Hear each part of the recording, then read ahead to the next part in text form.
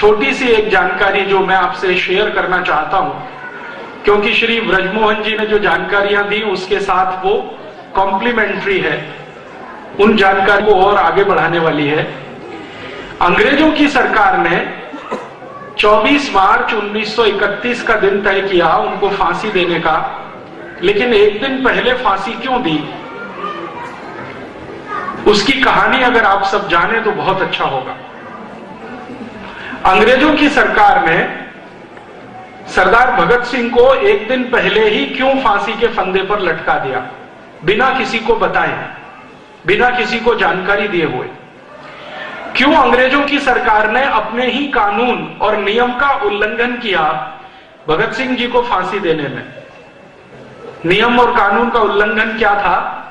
आप जानते हैं कि अंग्रेजों की सरकार दुनिया के जिन भी देशों में चली और वहां पर उन्होंने फांसी देने के लिए जो नियम कायदे कानून बनाए, उनमें से एक नियम यह है कि किसी को भी फांसी दी जाती है तो सुबह के समय दी जाती है। सुबह का समय फांसी देने के लिए निश्चित किया हुआ है। दुनिया के सभी देशों में इसका पालन होता है। आपको थोड़े दिन पहले याद होगा, इराक के पूर्व राष्ट्रपति सद्दाम हुसैन को भी फांसी दी गई, तो सुबह का ही समय है। सारे दुनिया के सभी देशों में यह नियम लागू है, और आज से नहीं, लगभग 100-125 वर्ष से। अंग्रेजों के देश में भी यही नियम था कि फांसी सुबह दी जाती है और दी जानी चाहिए। तो 24 मार्च को सुबह उनको फांसी देने का समय था 6 बजे के आसपास, लेकिन 23 मार्च की रात को ही फांसी हो गई बिना किसी को बताए। कारण इसके पीछे जानना चाहिए। मैंने भारत देश के जो शहीद हैं, भगत सिंह, ऊधम सिंह, चंद्रशेखर, सुभाष चंद्र बोस, अशफाक उल्लाह, तात्या टोपे, झांसी की रानी लक्ष्मीबाई, नाना फडणवीस, ऐसे 6,32,000 क्रांतिवीरों के बारे में कुछ दस्तावेज इकट्ठे किए हैं, और वो दस्तावेज भारत में नहीं मिले, लंदन से मिले, हाउस ऑफ कॉमन्स की लाइब्रेरी, अंग्रेजों की संसद में से। तो भगत सिंह जी के बारे में जो दस्तावेज मिला वो ये बताता है कि भगत सिंह जी को फांसी देने से अंग्रेजों की सरकार बहुत घबराई हुई थी। वो दस्तावेज ये बताते हैं, अंग्रेजों की संसद में विशेष अधिवेशन बुलाया गया और उस पर चर्चा हुई। चर्चा 2 स्तर पर थी। एक तो यह था कि क्या भगत सिंह की फांसी को माफी दी जा सकती है। अंग्रेजों की संसद के अंदर कुछ सांसद थे जो ये बात कह रहे थे। उनका कहना क्या था? उनका कहना यह था कि अगर भगत सिंह जी को फांसी हो गई तो भारत में बगावत हो जाएगी और हिंदुस्तान में एक नहीं ऐसे हजारों भगत सिंह आ जाएंगे। अंग्रेजों की सरकार को उन सबको दबाना बहुत मुश्किल हो जाएगा। हम हिंदुस्तान में राज नहीं कर पाएंगे। हो सकता है कि हमको 1-2 महीने के अंदर ही भारत छोड़ना पड़ जाए, ऐसा उनको लगता था। कारण उसका क्या था? अंग्रेजों की सरकार के लिए जासूसी करने वाली एक संस्था जो उन्होंने भारत में बनाई थी, जो आज भी चलती है, जिसको आप बोलते हैं LIU, लोकल इंटेलिजेंस यूनिट, ये अंग्रेजों की बनाई गई संस्था है। तो LIU की रिपोर्ट जा रही थी यहां से नियमित रूप से। आप जानते हैं कि फांसी की सजा देने का फैसला तो हो गया था लगभग 2-2.5 साल पहले, और उन 2-2.5 सालों में लगातार यहां से रिपोर्ट जा रही थी LIU की, और वो रिपोर्ट ये कह रही थी कि अगर भगत सिंह जी को फांसी होती है तो सारे भारत में एक साथ बगावत होगी और अंग्रेजों को मुश्किल हो जाएगा राज चलाना। तो अंग्रेजों की संसद में इस बात का बहुत डर था। उसी समय संयोग से 1930 और 31 में महात्मा गांधी लंदन गए हुए थे अंग्रेजों की सरकार से वार्ता करने के लिए। अंग्रेजों का उस समय का जो सबसे बड़ा नेता था, व्यक्ति था, लीडर था, वो इरविन था।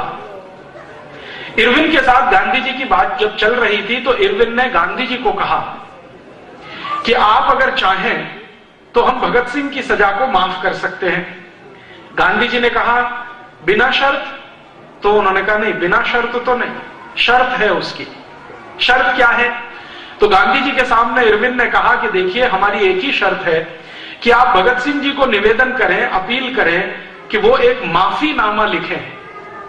Sorry, I am very sorry, मैंने अंग्रेजों के खिलाफ बगावत की है, मुझे इसका बहुत अफसोस है, दुख है, मैं आगे ऐसा कभी नहीं करूंगा, इस तरह का एक माफीनामा लिखें और भगत सिंह जी के हस्ताक्षर उस पर हों और मेरे सामने आप उसे प्रस्तुत करें। ये इरविन कह रहा है गांधी जी से। तो मैं अपनी संसद को कहूंगा कि वो एक स्वर से भगत सिंह की सजा को माफ करे।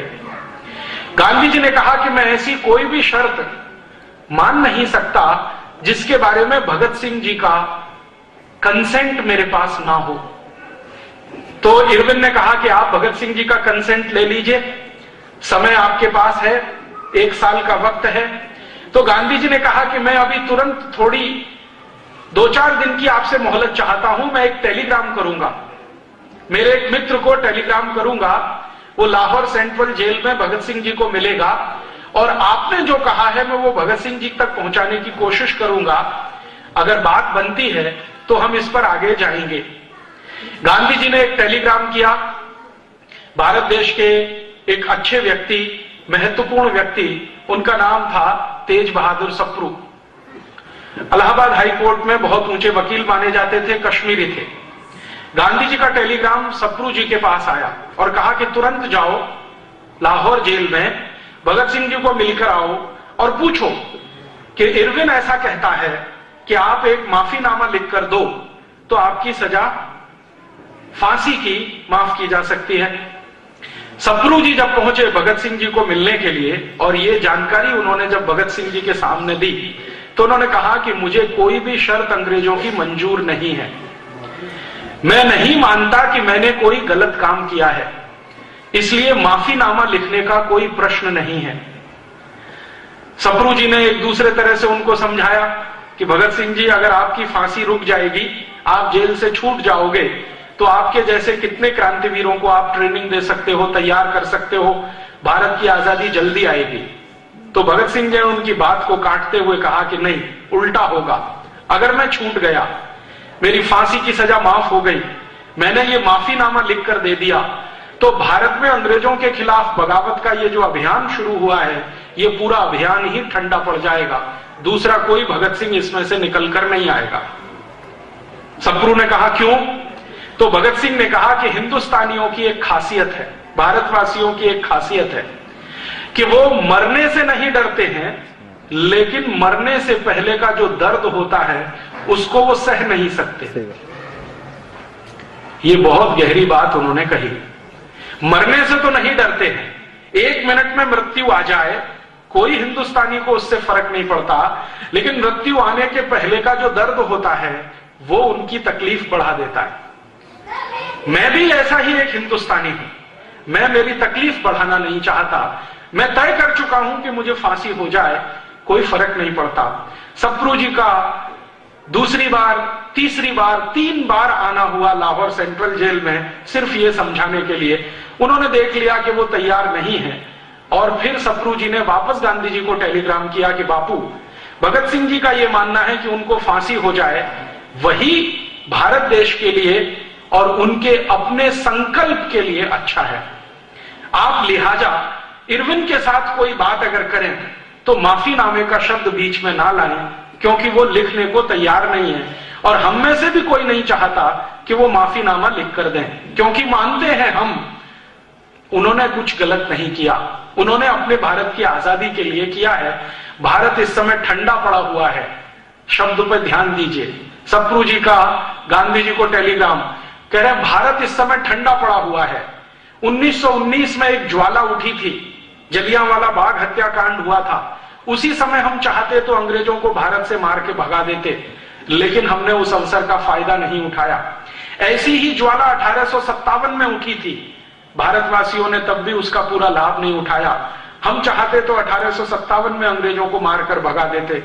फिर वो कहते हैं ऐसी ही एक ज्वाला 1880 में उठी थी, हम चाहते तो 1880 में अंग्रेजों को मार भगा देते, लेकिन वो भी समय हमने गंवाया। अब फिर से ज्वाला उठने की तैयारी है, इसको ठंडा मत होने दीजिए और कृपया करके इरविन के साथ भगत सिंह जी के माफीनामे पर बातचीत बंद कर दीजिए। गांधी जी को टेलीग्राम मिला, लंदन में उन्होंने एक मीटिंग बुलाई। उस मीटिंग में वो सब क्रांतिवीर शामिल थे जो लंदन में रहकर भारत की आजादी की लड़ाई के लिए काम करते थे। उनके सबसे बड़े नेता थे श्यामजी कृष्ण वर्मा, आप सभी जानते हैं। उन्होंने एक बहुत बड़ा भवन बना के दिया लंदन में, जहां पर क्रांतिवीर जाते थे, इकट्ठे होते थे, ट्रेनिंग चलती थी, वैचारिक मंथन होता था, सोने ठहरने रहने का इंतजाम होता था। उसका नाम उन्होंने बहुत सुंदर रखा था, India house. India house Shyamji Krishna Verma ने अपने खुद के कमाए गए पैसे से बनाया था। इसी श्यामजी कृष्ण वर्मा के इंडिया हाउस में भगत सिंह जी के बारे में आखिरी मीटिंग हुई, जिसमें वो खुद मौजूद थे और उनके जैसे कई और क्रांतिकारी मौजूद थे। सबसे पूछा गया कि इरविन का प्रपोजल है, क्या करना है? तो उन्होंने कहा कि इरविन बहुत चालाक आदमी है और अंग्रेजों की सरकार बहुत खतरनाक है। भगत सिंह को माफीनामा वो देना चाहते हैं लिखवाकर, अपनी सुरक्षा के लिए, भारत की आजादी के लिए नहीं, क्योंकि अंग्रेजों को डर है कि अगर भगत सिंह को फांसी हुई तो बगावत इतनी बड़ी है, व्यवस्था उलट जाएगी। सेना में बगावत हो सकती है, आर्मी में बगावत हो सकती है, एयरफोर्स में बगावत हो सकती है, नेवी में बगावत हो सकती है, पुलिस में बगावत हो सकती है, क्योंकि आप जानते हैं कि भगत सिंह का मुकदमा जितने दिन इस देश में चला, उतना ही उनकी लोकप्रियता बढ़ती चली गई। और भगत सिंह जी की लोकप्रियता भारत नहीं, भारत के बाहर जो रहने वाले भारतवासी थे, वहां तक पहुंच गई। तो उस लोकप्रियता से अंग्रेज डरते थे, इसलिए उन्होंने संसद में एक विशेष बैठक बुलाई और उसमें उन्होंने फैसला किया कि अगर भगत सिंह जी को फांसी हुई तो उनके जो परिवार के लोग हैं, उनके जो मित्र हैं, रिश्तेदार हैं, वो उनका शरीर मांगेंगे, मृत शरीर मांगेंगे, और उस मृत शरीर को जुलूस की तरह से वो एक प्रोसेशन के रूप में निकालेंगे, सम्मान सहित उनका अंतिम संस्कार करेंगे। और ऐसी भावना भड़केगी अंग्रेजों के खिलाफ कि शायद पंजाब से हमें भागना पड़ जाए, हो सकता है कि एक बहुत बड़ा भारत हमें खाली करना पड़ जाए। तो अंग्रेजों की संसद में जब ये सब तरफ से बहस हो गई, एलआईयू की रिपोर्ट भी आ गई, और एलआईयू की आखिरी रिपोर्ट थी कि अगर भगत सिंह जी को फांसी होती है और उनका अंतिम संस्कार सम्मान के साथ नागरिकों को करने का मौका मिलता है, समय मिलता है, तो ये तय है कि पूरा पंजाब जलेगा और अंग्रेज सरकार बचा नहीं पाएगी अपने आप को, क्योंकि अंग्रेज सरकार के नीचे काम करने वाले जो हिंदुस्तानी हैं, उन्होंने संकल्प ले रखा है कि वो बगावत शुरू करेंगे। एक एलआईयू ऑफिसर ने तो यहां तक लिख दिया कि 1857 में भारतवासियों से एक गलती हो गई थी, वो हमारे लिए बड़ी अच्छी हुई और भारतवासियों को भारी पड़ी। वो गलती क्या थी आप जानते हैं? 1857 का जो क्रांति वाला संग्राम था, उसको एक साथ शुरू करने का फैसला हुआ था और उसकी एक तारीख तय की गई थी, लेकिन हमारे भारत के अति उत्साही क्रांतिकारियों के कारण उस तारीख से लगभग 10-11 दिन पहले ही बगावत शुरू हो गई। तय हुआ था एक दिन, वो था 10 मई 1857, लेकिन कहीं पर 30 अप्रैल, कहीं पर 1 मई, कहीं पर 2 मई, इस तरह से अलग अलग बगावतें शुरू हो गई। बैरकपुर की छावनी में अलग तारीख को, कलकत्ता में अलग को, मेरठ में अलग, दिल्ली में अलग। तो ये जो अलग अलग शुरू हुआ, इससे अंग्रेजों ने आर्मी की ताकत से उसको दबा लिया। जो एक साथ 10 मई को शुरू होता तो अंग्रेजों की ताकत नहीं थी कि वो उसको दबा पाते।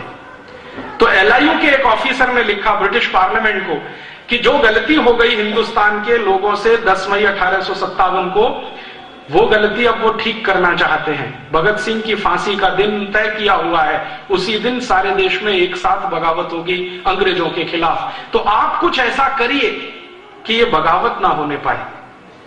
तब अंग्रेजों की पार्लियामेंट में प्रस्ताव पारित करके भारत में अंग्रेजों के अधिकारियों को बोल दिया गया कि किसी भी तरीके से पता न चले लोगों को, ऐसे करके फांसी दे दीजिए।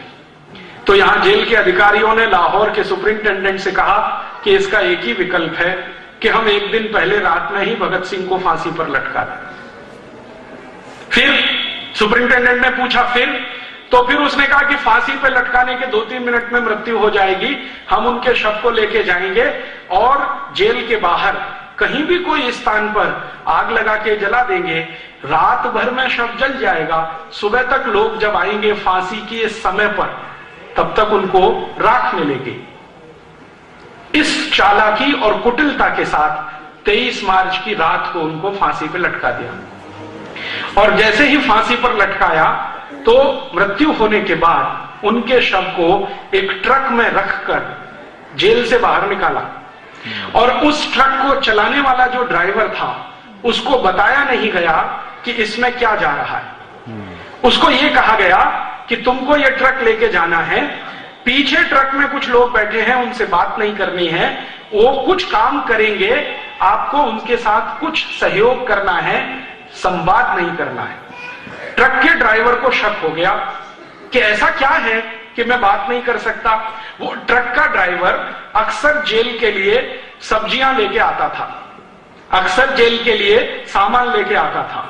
उसके मन में शक पैदा हो गया और उसने किसी तरह से यह जानने की कोशिश की कि आखिर मामला क्या है। जब उसने ट्रक को दौड़ाना शुरू किया, चलाना शुरू किया, तो एक जगह बहाने से उसने रोका कि कुछ इसमें टेक्निकल प्रॉब्लम हुई है, मुझे जरा ठीक करने में समय लगेगा। वो ट्रक से उतरा, घूमकर पीछे गया और उसने ये जानने की कोशिश की कि ये माजरा क्या है। तो उसको समझ में आ गया कि कोई मृत शरीर है जिसको मैं ट्रक में रख के ले जा रहा हूं। तो पीछे बैठे हुए सिपाहियों से उसने पूछा कि ये क्या है, कपड़े में लिपटा हुआ।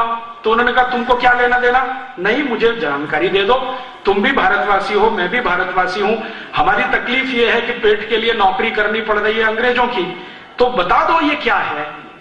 तब उनमें से एक व्यक्ति फूटा और उसने कहा कि ये भारत के सरदार भगत सिंह का शव है। तो वो ट्रक वाला परेशान हो गया, उछल गया, ये कैसे है, कल फांसी होने थी। तो उन्होंने कहा नहीं, अंग्रेज सुपरिंटेंडेंट ने रात को ही फांसी दे दी है, अब क्या करना है।